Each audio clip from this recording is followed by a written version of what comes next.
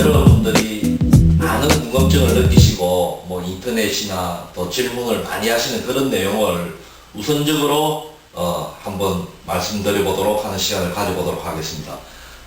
보통은 그 반유동의 경우에는 매듭이 있기 때문에 입질이, 그러니까 밑에서 당기고 고기가 입질을 하면 어신지가 당연히 입수가 되는데, 전유동 경우에는 매듭도 없는데 어떻게 어신지가 들어가느냐, 그런 궁금증을 상당히 많이 가지시죠. 예. 근데 전유동 낚시를 하면서 과연 입질을 하면 들어갈까?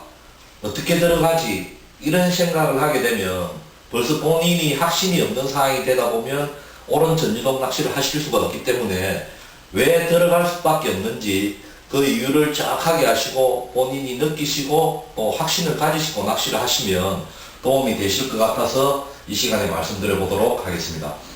이 전유동의 경우에는 만약에 낚시인이 이렇게 서서 낚시를 하면 이제 낚싯대가 이렇게 나가 있죠. 조금 숙여 있든지, 예, 이렇게 있으면 이렇게 내려가게 되면 바로 이렇게 어신지가 이렇게 닿는 경우는 없죠. 예, 거의 내려갔던 줄이 바다 표면에 닿아서 어신지에 가게 되죠. 예, 그렇게 되고 보통은 또 이 밑채비 각도가 계속 견제를 위주로 하는 낚시이기 때문에 밑채비가 팽팽한 상황입니다.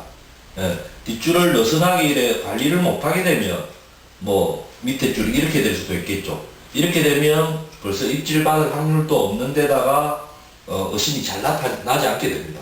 근데 이제 정상적으로 잘 흘리고 원줄을 잘 관리를 하고 있다고 보면 보통 이 밑채비에 흘러내린 가는 각도를 위에서 유심히 보면 15도에서 60도 안의 범위에는 거의 들어갑니다.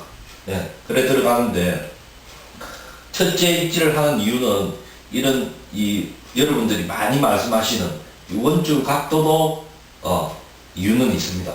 어신지가 이렇게 있으면 원줄은 이렇게 있고 아니면 이렇게 있고 밑채비는 이렇게 가니까 갑자기 당기니까 어느 정도 빨려 들어가는 현상이 나타나겠죠. 근데 이것만으로는 사실은 좀 약합니다. 이것만으로는 당긴 데서 그렇게 여러분들께서 실제로 전유동 낚시를 해서 입질을 받아보시면 아시겠지만 반유동보다 훨씬 더 시원하게 들어갑니다. 그 시원하게 들어간 이유는 이 각도만 가지고 되지는 않고 이 속도도 또 영향이 있습니다. 속도가 상당히 또 중요한 요소인데 보통 감성돔 낚시를 해서 입질을 받아보면 입질을 하고 잠기기 시작하면 상당히 깊이, 그러니까 보통 반유동은 입질이 오면 한 3번 정도, 하나, 둘, 셋 정도에서 챔질을 하는데 전유동의 경우에는 거의 어신지가 보이지 않을 정도에서 챔질을 하는 경우가 많습니다. 그 이유는 물론 안쪽으로 걸리게 해서 삼키게 해서 확실하게 걸리려는 그런 안창거리의 이유도 있지만 그만큼 대상어가 물고 시원스럽게 나간다는 얘기입니다. 일반 분들은 이 어신지가 들어가면 대상어가 입질을 하는 거라고만 생각하는데 사실은 대상어가 물고 벌써 돌아서서 가는 것입니다. 물고 돌아서서 가는 것이고 또 빠른 속도로 가기 때문에 또 어신지가 잠기는 그런 효과가 나타나는 겁니다. 그 다음에 가장 중요한 겁니다. 이 표면 장력입니다. 표면 장력. 처음에 말씀을 드렸지만 우리가 낚시를 하면 이렇게 원줄이 공중에 붕 떠서 어신지에 닿지는 않죠. 예. 어느 정도 가서 2m로 되죠. 만약에 대에서 어신지까지 공중으로 가서 이렇게 닿는다면은 만약에 입질이 오면 대 끝에 어신이 부딪히겠죠. 확 대가 끌려 나가는. 보통 우리가 부실이나 그런 식으로 낚시를 하는 경우에 워낙 입질이 세기 때문에 그런 경우도 있습니다. 그런 건데 지금 일반적으로 전유동 낚시를 하는 경우에는 이 원줄이 이 물 표면에 이렇게 닿게 됩니다. 조금 잠겨 있는 그런 상황이 되는 거죠. 이 잠겨 있는 원줄이 이 바닷물과 붙어 있기 때문에 이게 매듭 역할을 합니다. 매듭. 그러니까 여러분들이 학교 다니실 때 배우셨던 표면 장력이죠. 이 제법 긴 구간이 이 물하고 원줄하고 붙어 있기 때문에 당기면 이 부분이 매듭 역할을 한다는 얘기입니다. 그래서 시원하게 들어가는 그런 이유가 있습니다. 예. 이런 이유로 들어가니까 여러분들께서 전유동 낚시에서 과연 입질을 하면 어신지가 들어갈까? 그런 의문이나 의아심은 전혀 가지실 필요가 없습니다. 또 다음으로 중요한 게 있습니다. 여기에서 어신지의 역할이 상당히 중요합니다. 어신지의 역할이. 어신지의 내경이, 그러니까 어신지 구멍이 너무 커버리면 어신이 나타나는 게 상당히 무딥니다. 특히 백예동 낚시에서도 그렇고 전유동 낚시에서도 그렇고 이 어신지 내경이 상당히 좀 가는 편이죠. 가늘게 하는 이유가 결국 뭔가 하면 어신지 내경이 가늘면 원줄이 내려가서 이 옆부분에도 닿는 면적이 많아진다는 얘기입니다. 그래서 여기서 마찰 저항이 일어나고, 그리고 또 어신지 상부에 여러분들이 아시겠지만 세라믹 링이 아닌 이런 공변 가공을 했기 때문에, 공변 우레탄 가공을 했기 때문에 여기 이 부분에서도 마찰이 많이 일어난다는 거죠. 그래서 전유동 어신지는 상부 세라믹 링이 없어야 된다는 겁니다. 그래서 그런 식이 되고, 만약에 상부 그 구멍이, 그 어신지 구멍이 너무 크게 되면 약한 입질은 사실은 잘 나타나지가 않습니다.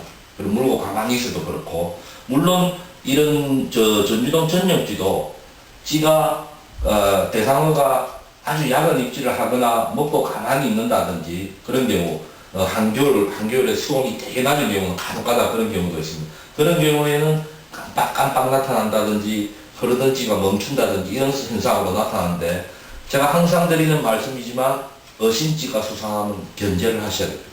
어신지가 흐르다가 깜빡깜빡거리면 살 당겨보시고, 아니면 가다가 서도 살 당겨보시고, 그러면 만약에 미끌림이면 걸리는 느낌이 있겠지만 입질이면 물고 들어가는 그런 형태로 나타납니다. 그래서 여러분들이 한 가지 또 유념하셔야 될 점이, 어신지가 수상하면 항상 견제하라. 이것도 상당히 중요한 부분입니다.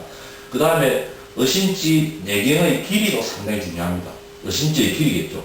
어신지가 이래서 요만한 어신지하고 이런 지하고 결국은 파이프 내면에 닿는 마찰 부분이 차이가 많이 나겠죠. 그래서 좀 긴 지들이 예민성이 더 높습니다. 예민성이 높다. 높습니다. 예민성이 높고, 그 다음에 어신지의 형태도 중요하겠죠. 어신지의 형태가 아주 입수 저항이 많은, 예를 들어 사각형 형태 이런 어신지하고 이런 날렵한 형태하고 이러면 물론 이 어신지의 어신이 잘 나타나고, 또 여러분들이 한 가지 잘 모르는 부분은 이런 날렵한 형태도 상당히 예민하지만 이런 눈물방울형의 전유동지도 상당히 예민합니다. 그 이유는 상부에 그 여유부력이 거의 없는, 그러니까 이 기본 부력이 물속에 거의 잠겨 있어서 여유부력이 별로 없는 예민한 형태이기 때문에 그렇습니다. 이것도 알아두셔야 되고, 그 다음에 조금 전에 말씀드렸지만 상부 가공 여부. 일반 세라믹으로 되어 있는 구멍지는 입질이 오면 여기서 미끌리는 현상이 나옵니다. 미끄러진다는 얘기죠. 미끄러진 현상이 나오지만 이렇게 우레탄 강화 도장으로 된 지들은 물론 파이프 내면에도 마찰 저항이 걸리지만 이 공면에서도 마찰 저항이 걸리고, 그리고 수표면에 표면 장력이 걸리고, 이래서 여러 군데에서 표면 장력이 걸리기 때문에 예민한 입질도 캐치를 할 수 있고, 입질이 시원하게 나타나는